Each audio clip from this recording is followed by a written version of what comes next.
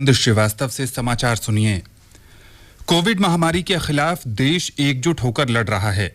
आप भी हमारे साथ सुरक्षा और बचाव के 3 आसान एहतियाती उपायों का संकल्प लें। मास्क पहनें, 2 गज दूरी है जरूरी, सुरक्षित दूरी बनाए रखें, हाथ और मुंह साफ रखें। अब समाचार विस्तार से। प्रधानमंत्री नरेंद्र मोदी ने आज वीडियो कॉन्फ्रेंस के जरिए गुजरात के हजीरा में रो पैक्स टर्मिनल का उद्घाटन किया और घोघा तथा हजीरा के बीच रो पैक्स फेरी सेवा की शुरुआत की। देश के आर्थिक विकास के लिए जलमार्गों को बढ़ावा देने के प्रधानमंत्री के सपने को साकार करने की दिशा में इसे एक महत्वपूर्ण कदम माना जा रहा है। इस अवसर पर प्रधानमंत्री ने कहा कि ये सेवा गुजरात में लोगों को बेहतर बुनियादी ढांचा उपलब्ध कराएगी। श्री मोदी ने कहा कि घोघा और हजीरा के बीच इस सेवा की शुरुआत से दक्षिणी गुजरात और सौराष्ट्र के लोगों का सपना साकार हुआ है। घोघा और हजीरा के बीच रोपैक्स सेवा शुरू होने से सौराष्ट्र और दक्षिण गुजरात दोनों ही क्षेत्रों के लोगों का बरसों का सपना पूरा हुआ है, बरसों का इंतजार समाप्त हुआ है। हजीरा में आज नए टर्मिनल का भी लोकार्पण किया गया है। श्री मोदी ने कहा कि इससे घोघा और हजीरा के बीच 375 किलोमीटर की दूरी घटकर सिर्फ 90 किलोमीटर ही रह जाएगी। इस सेवा से घोघा और हजीरा के बीच अभी जो सड़क की दूरी 450 किलोमीटर की है, वो समंदर के रास्ते सिर्फ 90 किलोमीटर रह जाएगी। यानी जिस दूरी को कवर करने में 10 से 12 घंटे का समय लगता था, अब उस सफर में सिर्फ 3-4 घंटे ही लगा करेंगे। ये समय तो बचाएगा ही, आपका खर्च भी कम होगा। इसके अलावा सड़क से जो ट्रैफिक कम होगा, वो प्रदूषण कम करने में भी मदद करेगा। प्रधानमंत्री मोदी ने कहा कि सरकार पोत परिवहन मंत्रालय का नाम बदलकर पोत परिवहन और जलमार्ग मंत्रालय करने जा रही है। Hazira Ghogha ro pax ferry सेवा दक्षिण गुजरात और सौराष्ट्र क्षेत्र के प्रवेश द्वार के रूप में काम करेगी।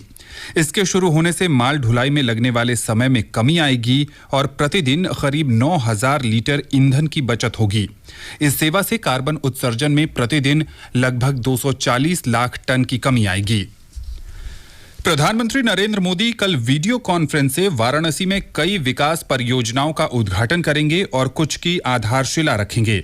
इन परियोजनाओं की कुल लागत 614 करोड़ रुपए है।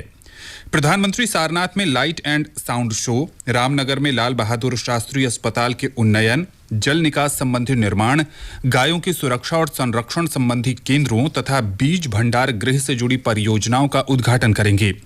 वे 100 टन क्षमता वाले कृषि उत्पाद वेयर हाउस, आईपीडीएस के दूसरे चरण, संपूर्णानंद स्टेडियम में खिलाड़ियों के लिए बने आवासीय परिसर, वाराणसी के लिए बनी स्मार्ट लाइटिंग के अलावा 105 आंगनवाड़ी केंद्रों और 102 आश्रय केंद्रों का उद्घाटन भी करेंगे।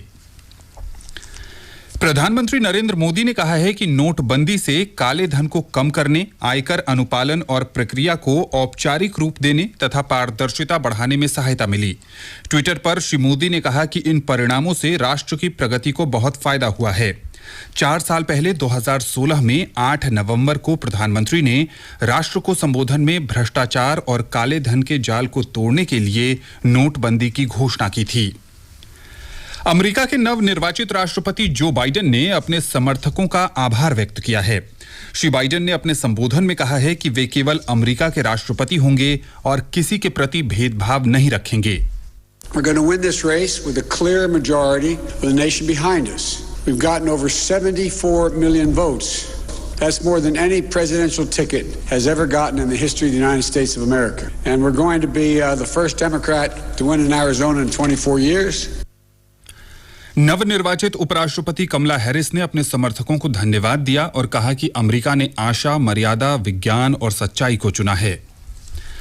राष्ट्रपति, उपराष्ट्रपति और प्रधानमंत्री ने जो बाइडेन को अमेरिका के राष्ट्रपति और कमला हैरिस को उपराष्ट्रपति के रूप में चुने जाने पर बधाई दी है।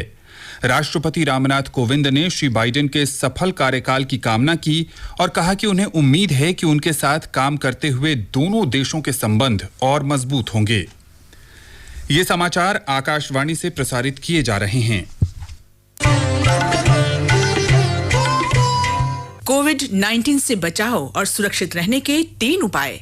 मास्क लगाएं, 2 गज दूरी है जरूरी, सुरक्षित दूरी रखें, हाथ और मुंह साफ रखें।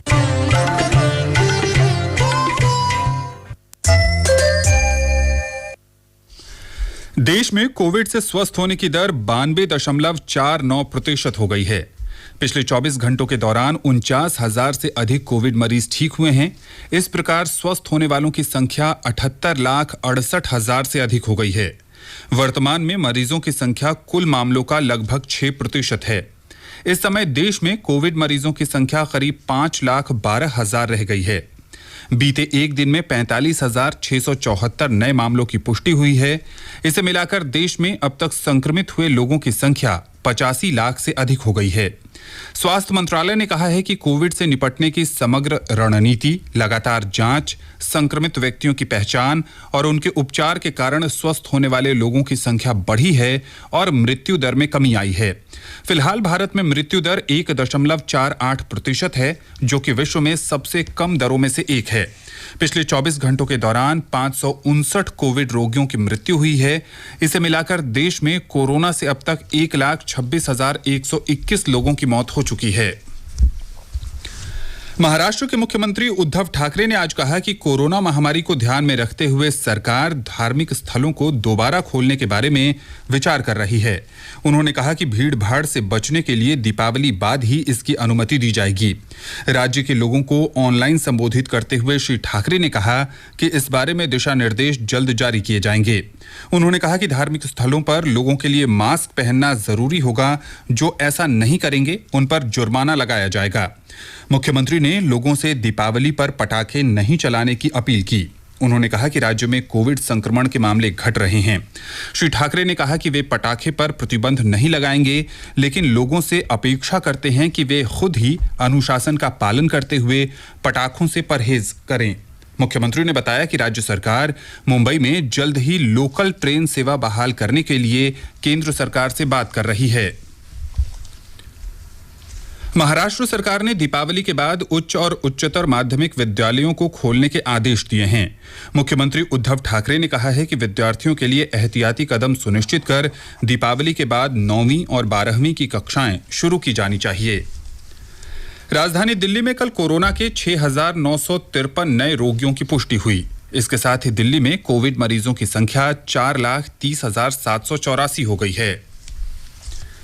सरकार खरीफ 2020-21 में किसानों से न्यूनतम समर्थन मूल्य एमएसपी पर लगातार खरीद कर रही है। पंजाब, हरियाणा, उत्तर प्रदेश, तेलंगाना, उत्तराखंड, तमिलनाडु, चंडीगढ़, जम्मू कश्मीर, केरल, गुजरात और आंध्र प्रदेश में कल तक 248,99,000 टन धान की खरीद हो चुकी है।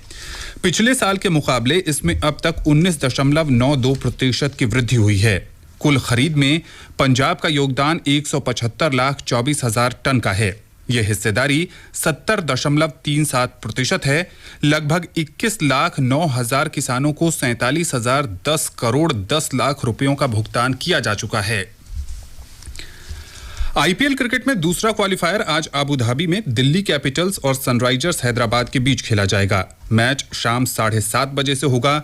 आज के मैच की विजेता टीम मंगलवार को दुबई में मुंबई इंडियंस के साथ फाइनल मुकाबला खेलेगी।